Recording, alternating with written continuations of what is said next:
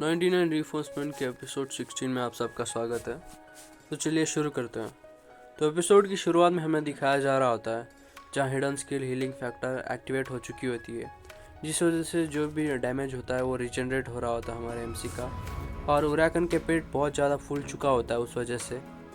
उसके बाद हमें दिखाया जाता है कि वो बहुत ज़्यादा दर्द में होता है उराकन जो होता है, क्योंकि उसका पेट फूल रहा होता है और उसके अंदर से कोई निकल रहा होता है बाहर, जिसके अंदर एक क्रीपी सा हेड आता है जो बहुत ज़्यादा ही क्रीपी लग रहा होता है और उसको पेट को छलनी करते हुए बाहर निकल रहा होता है और वो एक ह्यूमन फेस बन जाता है और बहुत ज़्यादा हंसने लगता है। उसे देख के उराकन भी बहुत ज़्यादा ही डर जाता है।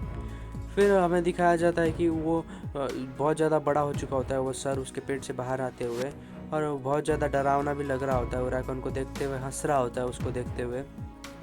और दूसरी तरफ का सीन दिखाया जाता है, जो सीईओ होता है वो बहुत ज़्यादा हैरान हो जाता है उसे देखते हुए, और सारे लोग यही कह रहे होते हैं कि ये सब क्या है, ये क्या बकवास चीज़ है, और बहुत ज़्यादा डिस्कस्ड और हैरान फील कर रहे होते हैं। और दिखाया जाता है कि जो गॉडेस होती है वो भी देख रही होती है इसी को और कहती है कि वाह क्या सीन है। उसके बाद वो हंसने लगता है, जो बाहर से निकला होता है क्रिएचर उसके पेट के अंदर से, मतलब हमारा एमसी होता है वो एक तरीके से। और वो बहुत ज़्यादा हंसने लगता है, क्रीपी स्माइल देते हुए कहता है कि ये बहुत ज़्यादा ही डिस्गस्टिंग है, मैं तो एक कीड़ा जैसा लग रहा हूँ, मतलब अर्थवर्म जैसा लग रहा हूँ। उसके बाद लिटिल ड्रैगन कहता है कि क्या सच में तुम हो? तो एमसी कहता है कि हाँ ये मैं ही हूँ, मतलब लिटिल ड्रैगन को कह रहा होता है ये मैं ही हूँ।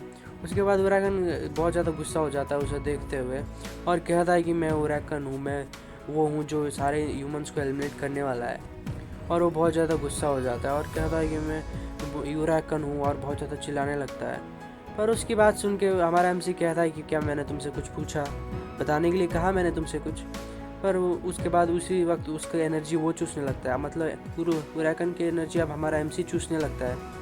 उसके बाद दिखाया जाता है कि उसकी एनर्जी जो सारी होती है हमारे एमसी के बॉडी के अंदर जा रही होती है, जिस वजह से हमारा लिटिल ड्रैगन भी बहुत ज़्यादा ही हैरान हो जाता है।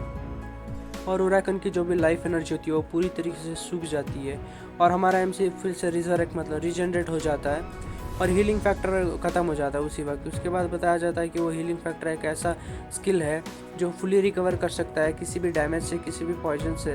तो वो बहुत ज़्यादा अल्टीमेट स्किल है। और उसके बाद दिखाया जाता है कि उसकी पावर की वजह से जो उराकन के अंदर जो हमारे एमसी की एनर्जी चली गई थी और हमारा एमसी पूरी तरीके अब्सॉर्ब हो चुका था उराकन के अंदर, पर उसने बाद में उस हीलिंग फैक्टर स्किल की वजह से खुद को रीजन से उसके अंदर से भी कर लिया था। उसके बाद वो कहता है कि ये जो स्किल है वो कैसे भी, अगर उराकन के बॉडी के साथ ऑलरेडी फ्यूज़ भी हो चुकी थी पूरी तरीके से, पर फिर भी उसे हमारा एमसी जो है वो एक ही बार में ले सकता था। उसके बाद दिखाया जाता है कि उसके उराकन का पूरा शरीर एकदम सूख चुका होता है, उसके अंदर कोई भी एनर्जी नहीं बची होती है और दिखाया जाता है कि वो बस एक छोटा सा वॉर्म जैसा बन के रह गया होता है एमसी के शरीर से। वो भी एमसी पूरी तरीके ऑब्जर्व कर लेता है और कहते हैं कि उस दिन उराकन को एक इंसान ने ऑब्जर्व कर लिया था और हमारा एमसी उसे खा कर डकार मार देता है। इसके बाद हिडन स्किल अक्वायर हो जाती है हमारे एमसी के पास, जो एक बहुत ज़्यादा मस्त स्किल होती है जिसका नाम हिडन स्किल वेरोसिटी होता है, जिससे हम कंज्यूम कर सकते हैं एनिमी के लेवल ऑफ जो स्टैट्स को कंज्यूम कर सकते हैं, जैसे उराकन करता था। और ये देख के तो जो गॉडेस होती है वो बहुत ज़्यादा हैरान होती है, वो कहती है क्या सच में ये आप ख़त्म हो चुका है? और एमसी भी उसी तरफ देख रहा होता है, वो कह रहा होता है कि मैंने सोचा था वो मर जाएगा, लेकिन मुझे इतनी जल्दी मरने की आशा नहीं थी, और वो कहने लगती है। उसके बाद वो कहता है कि क्या वो तुम बहुत ज़्यादा खुश हो रही हो अपने बच्चे के मरने के बाद, बेकार मॉम? उसके बाद वो कहती है कि क्या तुम मुझे मॉम कहना बंद करोगे, क्योंकि तुमने मुझे स्पीचलेस छोड़ दिया है, और एक्चुअली अगर मैंने उसे बर्थ दिया होता तो मैं ऐसे थोड़ी ना होती। वैसे भी अगर मैं सच बताऊं तो मैं सिर्फ 21 साल की हूँ जैसे तुम हो। वो ये सुन के तो वो हमारा एमसी बहुत ज़्यादा हैरान हो जाता है और वो कहता है कि रुको, क्या तुम सच में मेरी उम्र की हो?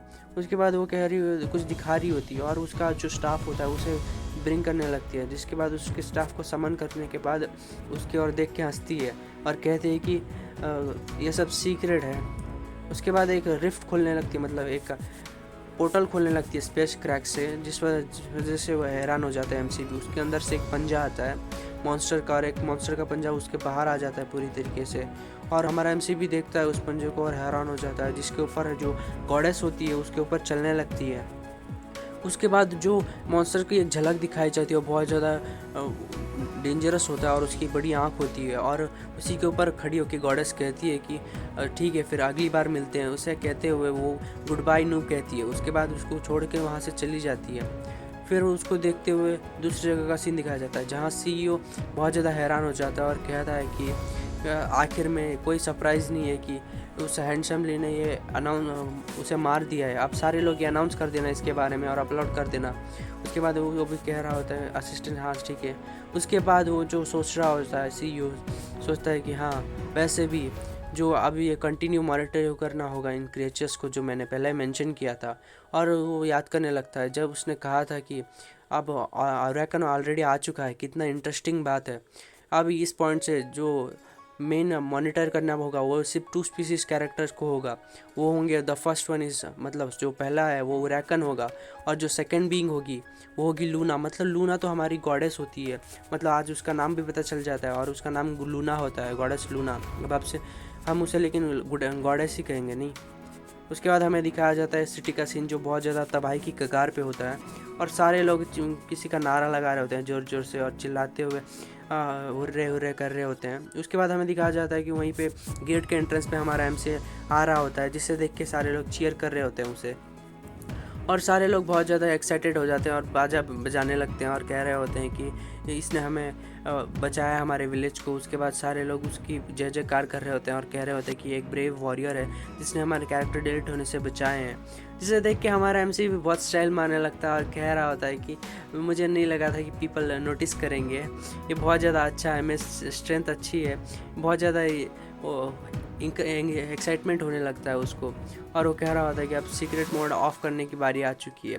उसके बाद दिखाया जाता है कि जो मतलब हॉकाई होता है वो रिसेंटली लाइव गया होता है, जिस वजह से ऑलमोस्ट जिसने मॉन्स्टर के बारे में उसने कवर किया होता है, जिसने सारे कैरेक्टर्स डिलीट कर दिए होते हैं, उस पर व्यू होते हैं वो 2,30,000 से ज़्यादा व्यू हो चुके होते हैं और बहुत ज़्यादा बड़ी लाइव स्ट्रीम होती है। और जो लाइव स्ट्रीम होती है इतनी वायरल हो चुकी थी कि बहुत ज़्यादा डिफरेंट गेमिंग कम्युनिटीज़ ने भी उस पर ट्रिब्यूट किया होता है। उसके बाद एक बंदा आते हुए कहता है कि तुम भूल चुके हो, तुम हमारे साथ जो करते थे, और तुम बहुत ज़्यादा ही ब्रेव वॉरियर कहते हो खुद को, और तुमने तो हम मर्डरर हो जिसने सबको मार दिया था, और तुम कैसे भूल सकते हो कि तुमने 3 मिलियन से ज़्यादा लोगों को एक बार में मार दिया था।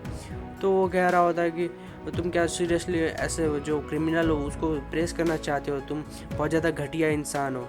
तो एक बंदा आते हुए है कहता है, उसे चिल्लाने लगता है उसके ऊपर। वो कहता है कि लोगों को मारना और कैरेक्टर डिलीट होना वो बहुत ज़्यादा डिफरेंट चीज़ें हैं। उसके बाद दिखा जाता है कि वो हॉकाई होता है जो फॉर्मर गिल्ड अलायंस का लीडर होता है।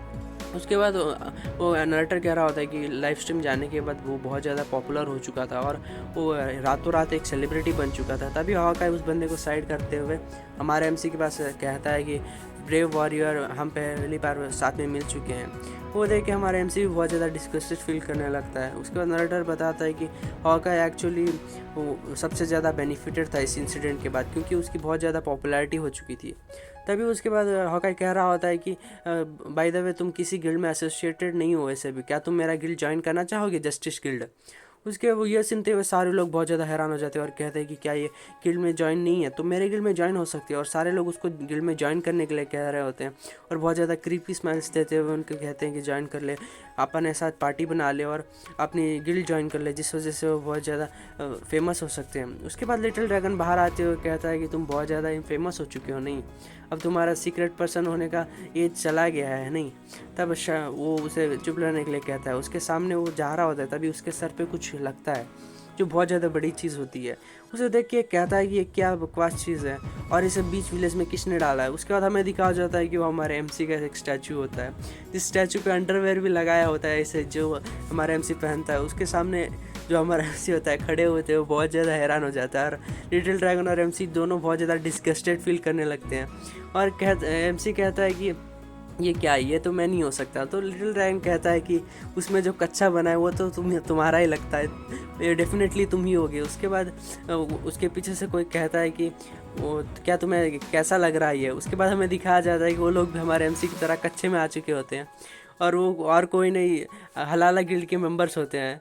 और वो हलाला गिल्ड का जो वांगशान होता है, मतलब मिस्टर वांग होता है, वो कहता है कि मैंने बहुत ज़्यादा पैसे खर्च किए इस चीज़ को बनाने में, मतलब उस स्टैचू को बनाने में। होता है जो हमारे एमसी को कह रहा होता है कि तुम्हारे काम की हम सराहना करते हैं, तुम बहुत ज़्यादा पावरफुल हो, इसीलिए हमने तुम्हारे सारे एफर्ट्स को इस तरह दिखाया है। उसके बाद वो कह रहा होता है ये मैं सही था तुम्हारे बारे में, तुम वही बंदे हो जो बहुत ज़्यादा ताकतवर है, सारे गिल्ड्स को तबाह करने वाला तुम ही थे, नहीं, और तुमने ही 3 मिलियन लोगों को भी मारा था। उस वजह से मैं उस दिन के बाद तुमसे बहुत ज़्यादा इंस्पायर हो चुका था, इसीलिए मैंने तुम्हें रिजेंबल करने वाला एक स्टैचू तुम्हारा बना दिया था। उसके बाद एमसी सोचने लगता है व्हाट द हेल, ये बहुत ज़्यादा क्विक था, ये बहुत ज़्यादा 0 to 100 होने के जैसा था, मतलब इतना एक्सपेंसिव आइटम सिर्फ मेरे अंडरवेयर के लिए, ये बहुत ज़्यादा ही ओल्ड बास्टर्स हैं। उसके बाद वांग कह रहा होता है कि हमने जो होता है उस बहुत ज़्यादा पैसे खर्च किए और हमने जो सॉलिड स्टैचू बनाने के लिए जो है लगभग $20 बिलियन खर्च किए, मतलब 15 मिलियन US होते हैं। उसके बाद वो सोचते हुए वो लोग उनके पीछे आ रहे होते हैं और कह रहे होंगे कि there is a brave warrior, मतलब उसको अप्राइज कर रहे होते हैं उसके बारे में। और ये देखते हो तो हमारा एमसी बहुत ज़्यादा डर जाता है। उसके बाद वो भी वांग भी उसके पीछे आ रहा होता है और कह रहा होता है कि कहाँ जा रहे हो, तो एमसी कह रहा होता है कि मुझे पीछा करना बंद करो, और वहाँ से भाग जाता है। तभी दूसरी तरफ रियल वर्ल्ड का सीन दिखाया जाता है जहाँ पे जो हमारी लव होती है, मतलब शांगहान होती है, वो एक रूम पे बैठी होती है और हमारे एमसी के बारे में ही सोच रही होती है। वो बहुत ज़्यादा सैड होती है और घुटनों पे मुंह लगा के बैठी होती है और कुछ सोच रही होती है और सोचती है मुझे पता था वो बहुत ज़्यादा ही स्ट्रेंज था, बहुत जगहों पे वो बहुत ज़्यादा स्ट्रेंज था। जब उसने उस जगह पे जिस गॉर मॉन्स्टर्स थे वो सारे एक ही फ्लैश में डिसअपेयर हो गए थे, तब मुझे नहीं पता चला वो कितना स्ट्रांग था। जब वो अगली बार जब वो बन्नी बियर को एक ही हिट में मार दिया था, तब मुझे नहीं पता चला कि उतना वो कितना स्ट्रांग था। मैंने उसे कब क्यों नहीं देखा कि वो उतना स्ट्रांग था। जब मेरे नकल्स हलाला गिल्ड ने ले लिए थे तब उसने वापस ला के दिए थे मुझे, तब मुझे क्यों नहीं पता चला कि उसने कहाँ से ला के दिए होंगे। वो बहुत ज़्यादा स्ट्रांग था, पर उसने मेरे साथ बहुत ज़्यादा वीक प्रिटेंड किया मेरे सामने, और उसने मुझे बहुत ज़्यादा धोखा दिया, और उसने मुझे कैसे झूठ बोला, मेरे से कैसे झूठ बोला उसने। और वो अपने पास का सीन याद करती है जहाँ पे उसका टेडी घिसा पिटा गिरा होता है, उसे फाड़ दिया होता है किसी ने, और उसके सामने कोई बंदा होता है। उसे देख के हमारी शांगान जो पास्ट वाली होती है वो रोने लगती है, जिसे याद करते हुए जो शांगान होती है वो बहुत ज़्यादा ही सीरियस हो जाती है और कह रही होती है कि उसने मुझे झूठ बोला। उसके बाद वो अपना चश्मा उठाती है और लगाने लगती है और बहुत ज़्यादा ही कांपने लगती है और बहुत ज़्यादा डरने लगती है उस तरी। उसके बाद हमें दिखाया जाता है गेम का सीन, उसी सिटी का सीन जहाँ पे हमारा एमसी बहुत ज़्यादा एग्जॉस्ट हो चुका होता है और कह रहा होता है कि ये सेलिब्रिटी होना बहुत ज़्यादा ही बेकार चीज़ है, मुझे सारे लोग अभी भी देख रहे हैं, ये बहुत ज़्यादा टफ है, जस्ट इग्नोर नहीं, मुझे इग्नोर कर दो सारे लोग। उसके बाद वो कह रहा होता है कि मुझे ऐसा लग रहा है कि मैं कुछ भूल रहा हूँ, बहुत ज़्यादा इंपॉर्टेंट चीज़। उसके बाद वो सामने देखता है और हैरान हो जाता है जहाँ पे हमारी लव होती है उसके सामने, और वो कहता है कि हे कैप्टन लव, क्या तुम्हारा कैरेक्टर रिस्पॉन्ड हो चुका है। और वो कहता है कि मैं बहुत ज़्यादा मिस कर रहा था तुम्हें, और तुम्हें रियलाइज़ कर रहा था कि तुम आसपास हो, मतलब तुम्हें ही भूल रहा था। उसके बाद सारे लोग कह रहे होते कि ये कौन है, ये बहुत ज़्यादा ब्रेव वॉरियर जो है हमारा एमसी जो हीरो है वो उसको कैप्टन बोल रहा है, मतलब वो बहुत ज़्यादा स्ट्रांग होगी। और वो कह रहे होते कि मुझे पता नहीं, इसे कभी नहीं देखा मैंने। और कोई कह रहा होता है कि ये बहुत ज़्यादा सिमिलर लगती है ये कैरेक्टर, मुझे लगता है मैंने कहीं तो देखा है इसका फेस। उसके बाद एमसी कहता है कि रुको ज़रा, मेरे पास कुछ था तुम्हारे को देने के लिए। उसके बाद उसकी रोब उसके पास आके उसको लगा देता है और कह रहा होता है कि मैंने उसे मार के बुरा कर, कहने वाला होता है कि तभी कहता है कि मैंने इसे रास्ते पे लिया है, मैंने रास्ते पे गिरा हुआ था उसे लेके दिया है। उसके बाद वो सोच रहा होता है मन में कि मैं भूल गया था कि लव को अभी नहीं पता कि मैं वीक नहीं हूँ। उसके बाद वो कह रहा होता है कि ये मुझे वहीं पे जाते हुए मिला था। उसके बाद लव होती है वो बहुत ज़्यादा गुस्सा हो जाती है और कांपने लगती है गुस्से से, और कह रही होती है कि तुम्हें हिम्मत कैसे हुई मुझसे झूठ बोलने की। और वो कहती है कि मुझे पता है कि तुमने ये कहीं रास्ते से नहीं लिया है, तुमने मुझसे कैसे झूठ बोल दिया, तुम बहुत ज़्यादा साहसी हो चुकी हो। और एमसी कह रहा होता है कि क्या तुम कह रही हो, क्या कहना चाहती हो, मुझे नहीं पता, मैंने कभी कोई झूठ नहीं बोला तुमसे। तो लव भी बहुत ज़्यादा गुस्सा हो जाती है और दांत भींचते हुए उससे कहती है कि अंडी, ये तुम हो क्या, सही है ना, ये तुम ही हो जो तुम मेरे नेक्स्ट डोर पे मूव की हो, है ना। उसके बाद एमसी कहता है कि क्या क्या तुम इसके बारे में बात करती हो, और वो रियल करता है और बहुत ज़्यादा हेजिटेट करता है और याद करता है जब वो अपने पड़ोसी को केक देने गया था, और सोचने लगता है उसके बारे में और बहुत ज़्यादा हैरान हो जाता है और कह रहा होता है कि वेट अ मिनट, क्या तुम कैप्टन लव, क्या तुम मुझे मत अब ये मत कहना कि तुम वही हो।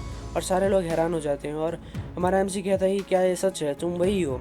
उसके बाद वो लव कहती है कि हाँ मैं हूँ, शांघान। उसी के साथ हमारा एपिसोड ख़त्म हो जाता है। और थैंक यू फॉर वॉचिंग। अच्छा लगे तो लाइक सब्सक्राइब करना। Thank you.